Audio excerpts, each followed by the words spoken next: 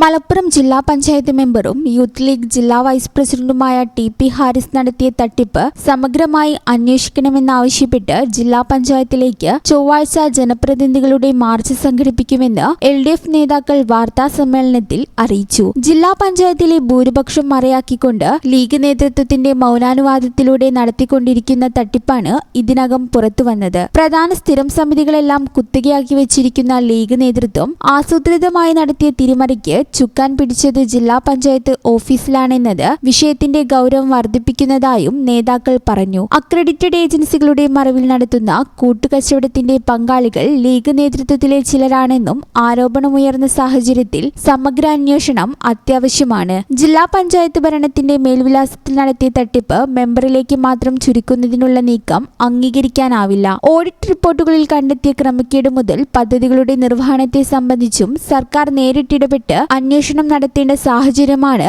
ഉണ്ടായിരിക്കുന്നത്. ലീഗ് നേതാക്കളുടെ ഒത്താശയിൽ കോടികളുടെ തട്ടിപ്പാണ് ജില്ലാ പഞ്ചായത്തിൽ നടക്കുന്നത്. ജില്ലാ പഞ്ചായത്തിന്റെ പ്രവർത്തികളുടെ കരാറുകളെല്ലാം ലീഗ് നേതാക്കളുടെ ബിനാമികൾക്കാണ് ലഭിക്കുന്നതെന്ന പ്രതിപക്ഷത്തിന്റെ ആരോപണം ശരിയാണെന്ന് തെളിയിക്കുന്ന വിവരങ്ങളാണ് പുറത്തുവന്നത്. അക്രഡിറ്റഡ് ഏജൻസികൾ കരാർ നൽകുന്നതിനുള്ള പിന്നിലെ അഴിമതി ജില്ലാ പഞ്ചായത്തിന്റെ ഓഡിറ്റ് റിപ്പോർട്ടിൽ നിരവധി തവണ ചൂണ്ടിക്കാണിക്കപ്പെട്ടിട്ടുണ്ട്. ജില്ലാ പഞ്ചായത്തിലെ എഞ്ചിനീയറിംഗ് വിഭാഗത്തെ നോക്കുകുത്തിയാക്കിയാണ് ഈ കരാർ കൊള്ള.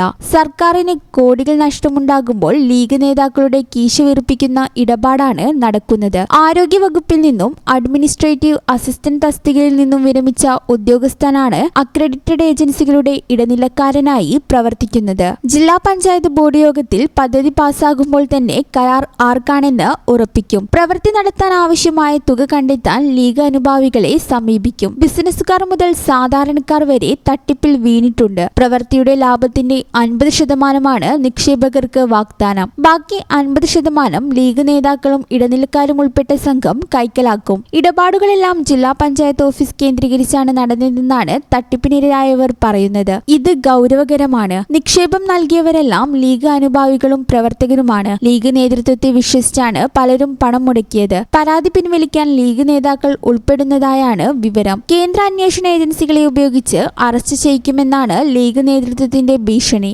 ഇരകൾക്കൊപ്പം നിൽക്കേണ്ട പാർട്ടി നേതൃത്വം വേട്ടക്കാർക്ക് വേണ്ടി അണിനിരക്കുന്ന കാഴ്ചയാണ് നാം കാണുന്നതെന്നും ഈ കാര്യത്തിൽ മുസ്ലിം ലീഗിന്റെ പങ്കാളികളായ കോൺഗ്രസ് പാർട്ടിയുടെ അഭിപ്രായം അറിയാൻ താൽപര്യമുണ്ടെന്നും LDF നേതാക്കൾ അറിയിച്ചു. LDF convener P.K. Krishnadas, CPIM ജില്ലാ സെക്രട്ടേറിയറ്റ് മെമ്പർ VPM ഷൗക്കത്ത് എന്നിവർ വാർത്താസമ്മേളനത്തിൽ പങ്കെടുത്തു. ഈ ചാനൽ ന്യൂസ് മലപ്പുറം. നിങ്ങൾക്കല്ലേ കൂടുതൽ അറിയുന്നത്? പരിശുദ്ധിയുടെ സുവർണ പാരമ്പര്യം. Hayat golden diamonds, Valanchery.